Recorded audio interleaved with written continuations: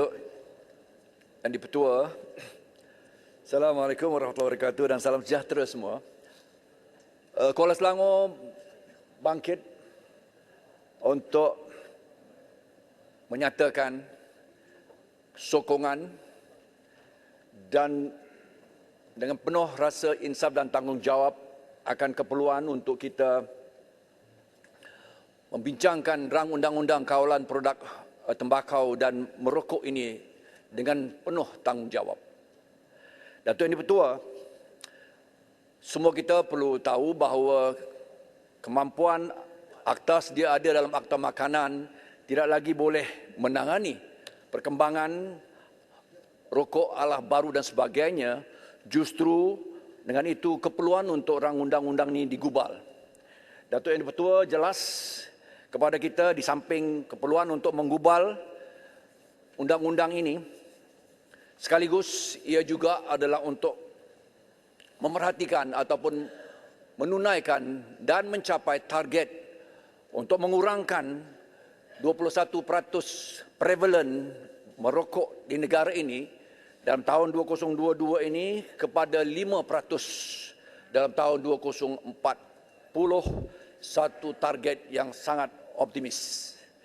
Datuk Yang di-Pertua, saya tidak perlu berhujah akan peri pentingnya untuk rang undang-undang ini digubal, justru kerana kita maklum akan kesan rokok yang di negara kita saja seramai 26,000 nyawa terkorban akibat daripada rokok dan segala penyakit-penyakit yang terkait dengannya, sama ada serangan jantung, cardiovascular diseases umpama stroke, COPD dan sebagainya. Apa yang perlu untuk saya nyatakan adalah sedikit daripada kekhawatiran saya. 10 minit ni pantas sungguh.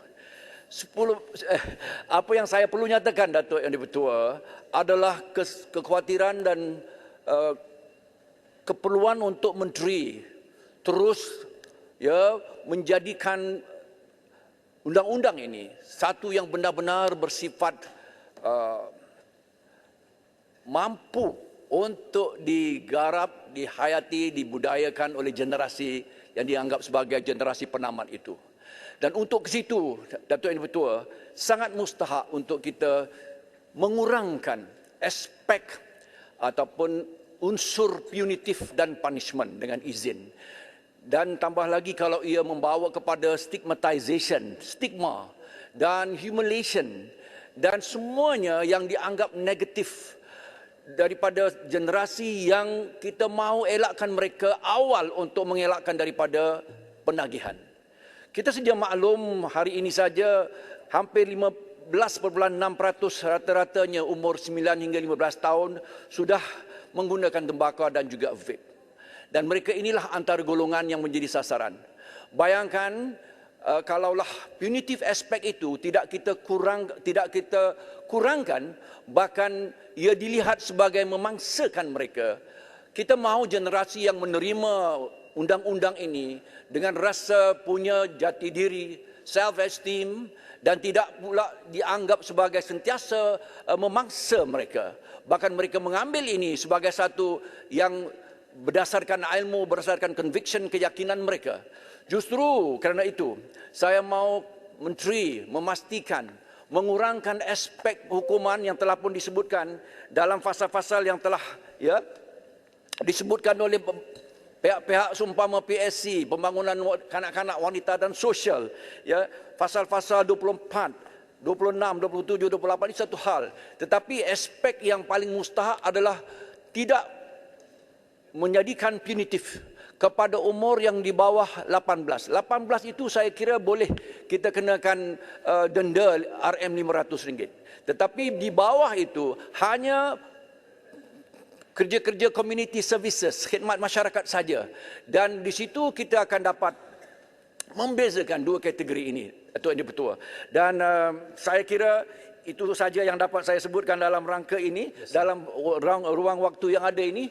Mustahak saya tekankan, sementara saya menyokong, justru kerana kita melangsungkan apapun yang telah kami juga mulakan dalam pentadbiran Pakatan sedikit waktu dahulu, tetapi lebih mustahak Datuk yang jadi Ketua supaya benar-benar ia dapat diperhatikan oleh PSSC kemudian untuk kita kurangkan aspek punitif dan kita kembangkan dan kita pastikan ia benar-benar membudayakan satu generasi endgame atau generasi penamat yang boleh menerima ini sebagai satu yang memberikan mereka satu gaya hidup, satu jati diri, satu generasi yang benar-benar mau dibangunkan di atas budaya hidup sehat, dan bukan kerana mereka sentiasa di moral police, digeledah, di segalanya yang pastinya paternalistik dengan izin, pastinya humiliating dengan izin, tetapi sebaliknya kita mahukan mereka menerima ini